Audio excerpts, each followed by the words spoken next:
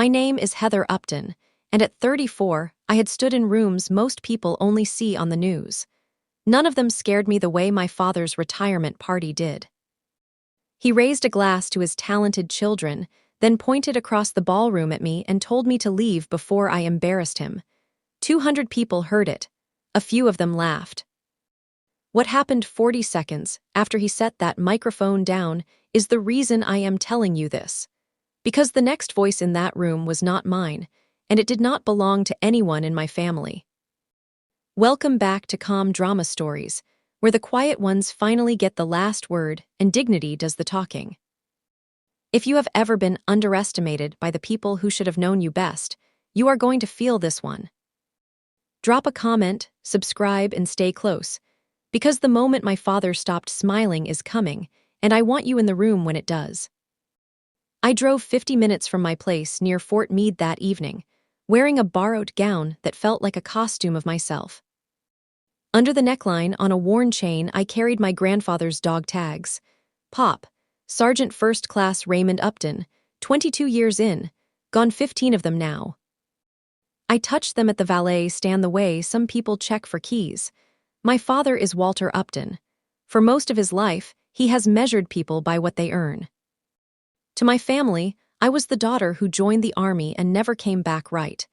They believed I sat at some desk, never made rank, threw away every advantage the Upton name could buy.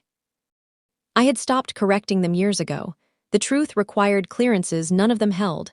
Silence was cheaper than the fight. I walked into a ballroom decorated for a man who had spent 30 years building rockets for the government and 40 years building a wall between himself and his own father's memory. The chandeliers were the size of small cars. A string quartet played something soft and expensive. I told myself I would stay 1 hour, say a quiet goodbye to whatever was left between us, and drive back to Maryland before midnight. There was no place card with my name at the front. I was at table 11 in the back between a retired controller and an empty chair. The printed program listed 3 talented children. It listed Brett. It listed Paige. It did not list me. I knew whose handwriting that was, even printed. My sister Paige curates the family's good name the way other people garden. A soldier with no rank she could brag about did not fit the centerpiece. People ask me why I came at all. The honest answer is that the date landed 3 days before the anniversary of Pop's death. And somewhere in me, a younger girl still believed that if she stood in the room long enough, her father might finally see her. The grown woman knew better. The grown woman had stopped a breach in the spring that nearly ended the company funding this very party. She had not told a soul in this family because they would not have understood the words and would not have believed the rank. I came to close a door quietly.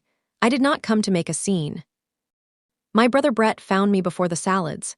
He is 46 years older than me, and he has spent 20 of those years as the son who stayed. He leaned on the bar and smiled like a man who had already decided how the evening would go. "Still playing soldier," he said, and made it sound like affection. He talked about his quarter, his numbers, his almost closed deal. He was performing, aimed at the head table, where Margaret Voss sat, the founder and chairman of Voss Hartley, the woman whose name is on the building where my father spent 30 years. Brett needed her to see him laughing at his father's right hand. He clapped my shoulder the way you pat a dog you are not sure of, and went to stand where the chairman could see him. For years, Brett had been the one telling cousins and clients that his sister just enlisted. "You know how she is." He said it kindly. That was the worst part. He needed me small. If our father ever decided I was something, the math of this family would change, and Brett had built his whole life on the old math. Paige floated over with 2 donors and looked me up and down. "We weren't sure you'd come," she said. "In that," I told her the dress was borrowed, which was true, and that I was used to a uniform, which was also true. And I let the second sentence sit long enough for the smarter donor to feel uncomfortable. Paige moved her people along like a tour guide, steering tourists past a closed exhibit. You learn in my line of work that the loudest move is rarely the strong one. Around 8, I slipped into a quiet hallway off the coat room. My father and my brother were already in it. They did not see me. My father had index cards. He was practicing the toast. "Keep it about Brett and Paige," my brother was saying. "The numbers, the foundation." "People love that." "And Heather?" my father asked, not warmly, just as a logistics problem. Brett laughed. "Make a joke of it, light, something about roughing it." "Better than pretending she's not here." My father looked at the card, then at my brother, and in the space of 2 seconds I watched him decide. "Light," he agreed. I stepped back before the floorboard could give me away, walked to the bathroom, and ran cold water over my wrists, an old trick for slowing your pulse before something hard. I had come to say a quiet goodbye. I had not planned on being the punchline in the closing remarks. I thought about leaving. Slipping out the side, driving back to Maryland with my dignity folded small and intact. That would have been the easy door. I have walked through a lot of easy doors in this family. Instead, I dried my hands and went back to table 11. Some part of me, the 17-year-old part, wanted to be present for whatever my father had decided I was worth. But before the speeches, I slipped out again, this time alone, and I opened my mother's letter. Earlier that afternoon, I had stopped by the house in Wexford to pick up a framed photo Paige wanted for the gift table. The house was the same and smaller, the way childhood houses always are. I let myself in with the key under the third flower pot, the one that has been there since I was 9. On the mantel, beside the worn family Bible, sat the photo. I picked up the Bible without meaning to, just to feel the weight of my mother in it, and a folded sheet of paper slid out from the back and landed on the carpet. My name on the outside. In her careful cursive, I almost put it back. I told myself I would read it later. In the end, I tucked it into my clutch and carried it to the Ashford Club without opening it, because some part of me knew that whatever my mother had needed to tell me, she had needed to tell me badly enough to hide it where only grief would find it. Standing in that empty hallway, I unfolded it. She wrote it the last spring she was alive. I was 16, just beginning to apply. She had hidden it because she could not bring herself to say it out loud while she was dying. "My darling, asterisk," she wrote, "I need you to know the truth before you decide who your father is. The first time I went up for a nomination, I did not simply come up short. My father had made a call. He had buried it, quietly, the way powerful men bury quiet things, not because he believed I would fail, because he was afraid I would not. Because if I succeeded on that path, the path his own father had walked, then everything Walter Upton had spent his life running from would be standing in his kitchen, wearing his daughter's face. Proving that Raymond Upton's life had meant something after all. He could not let me have that, so he took it. My mother had found out 2 months before she died. She had tried to tell him what it cost me. He had told her it was for my own good. She had written this letter because she needed me to know the truth before I hardened myself in the wrong direction. Before I decided, it was my own failure. I stood in that hallway and held the paper until my hands steadied.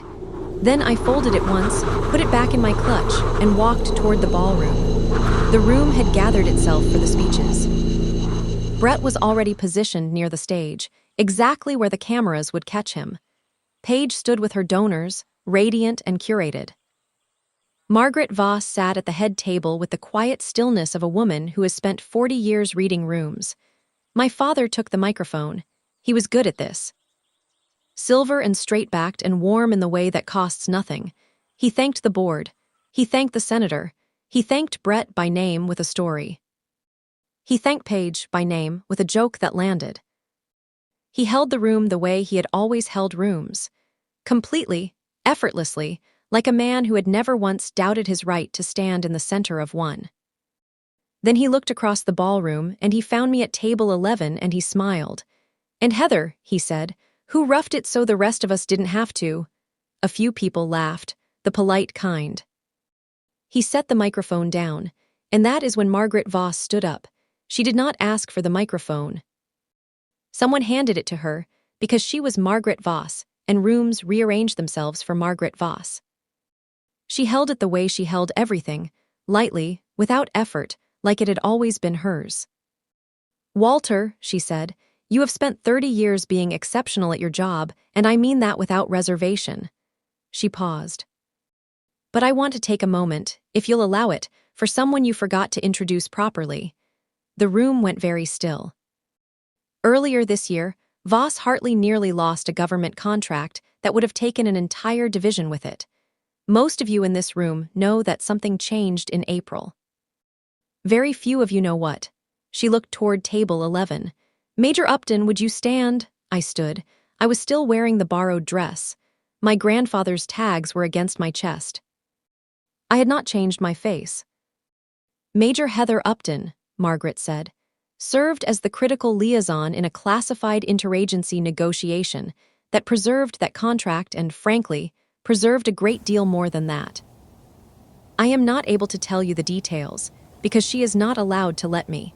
What I can tell you is that I called in a personal favor to find out who was in that room in April. And when they told me the name, I did not believe it at first. She smiled, just slightly. I did not expect Walter Upton's daughter. She let the silence do its work. I have been trying to place her all evening, she said. Now I have. She handed the microphone back and sat down. 200 people looked at my father. My father looked at me. And for the first time in my life, he did not look like a man who had already decided. He looked like a man doing math he had gotten wrong for 34 years. I held his gaze for 3 full seconds. Then I looked down at my grandfather's tags, pressed them once between my fingers, and let them go. Across the room, my niece Maddie was standing on her chair. She was 12 years old in a dress she hated, and she had both arms in the air. I gave her a small salute. She looked like she had just watched something she would describe for the rest of her life. I picked up my clutch, folded my mother's letter carefully inside, and walked out of the Ashford Club through the front door. I did not make a scene. I did not say a word. Dignity does not always need to speak. Sometimes it just needs to stand long enough for the room to finally go quiet.